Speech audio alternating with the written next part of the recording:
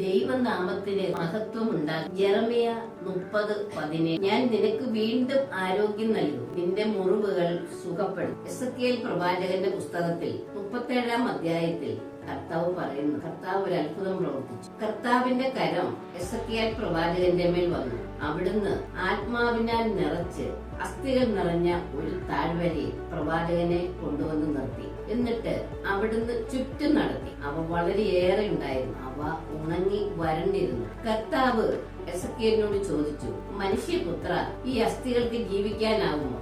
അപ്പോൾ പ്രവാചകൻ പറഞ്ഞു, ദൈവമായ കർത്താവെ, അങ്ങേക്കറിയാമല്ലോ എന്ന് പറഞ്ഞാൽ അവിടുത്തെ ശക്തി എന്താണെന്നും അവിടുത്തെ പ്രഭാവം എന്താണെന്നും ദൈവത്തിന് അറിയാമല്ലോ. പിന്നെ ദൈവം എന്തിനാണ് എന്നോട് ഇത് ചോദിക്കുന്നത് എന്നാണ് പ്രവാചകൻ പറയുന്നത്. അവിടുന്ന് അരുളിച്ചെയ്തു, ഈ അസ്ഥികളോട് പ്രവചിക്കുക, വരണ്ട അസ്ഥികളെ, കർത്താവിന്റെ വചനം ശ്രവിക്കുക. ഇപ്പോൾ ഏത് പ്രതിസന്ധിയിൽ നമ്മൾ നിൽക്കുന്നുവോ ആ പ്രതിസന്ധിയിൽ നമ്മൾ കർത്താവിന്റെ വചനം ശ്രവിക്കണം, അത് വായിക്കണം, അത് ഗ്രഹിക്കണം, അതിനെ പൂജിക്കണം. ദൈവമായ കർത്താവ് ഈ വരണ്ടിരിക്കുന്ന അസ്ഥികളോടെല്ലാം അരുളിച്ചെയ്യും, ഞാൻ നിങ്ങളിൽ പ്രാണൻ നിവേശിപ്പിക്കും, നിങ്ങൾ ജീവിക്കും.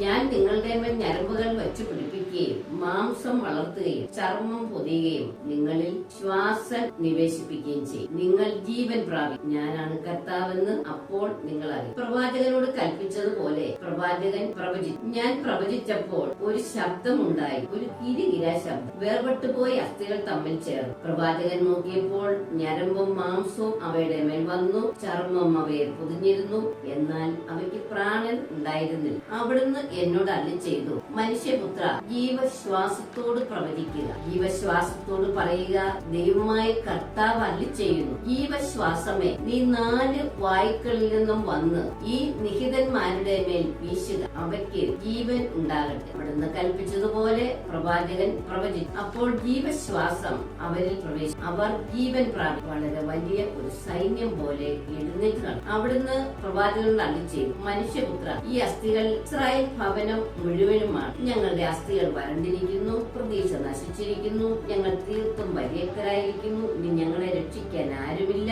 അവരോട് പ്രവചിക്കുക, ദൈവമായ കർത്താവ് അരുളിച്ചെയ്യുന്നു, എന്റെ ജനമേ, ഞാൻ കല്ലറകൾ തുറന്ന് നിങ്ങളെ ഉയർത്തുമെന്ന്, ഇസ്രായേൽ ദേശത്തേക്ക് ഞാൻ നിങ്ങളെ തിരികെ കൊണ്ടുവരുമെന്ന് നിങ്ങൾക്ക് അറിഞ്ഞുകൊള്ളു. എന്റെ ആത്മാവിനെ ഞാൻ നിങ്ങളിൽ നിവേശിപ്പിക്കും, നിങ്ങൾ ജീവിക്കും. ഞാൻ നിങ്ങളെ നിങ്ങളുടെ സ്വദേശത്ത് വസിപ്പിക്കും. കർത്താവായ ഞാനാണ് ഇത് പറഞ്ഞതെന്നും പ്രവർത്തിച്ചതെന്നും നിങ്ങൾ അറിയും. അപ്പോൾ ആത്മാവാണ് ജീവൻ നൽകുന്നത്. ഞാൻ നിങ്ങളോട് പറഞ്ഞ വചനം ആത്മാവും ജീവനുമാണ്. കർത്താവിന്റെ വചനമാണ് നമ്മൾ ശ്രവിച്ചത്. ഹല്ലേലൂയ, ആമേൻ.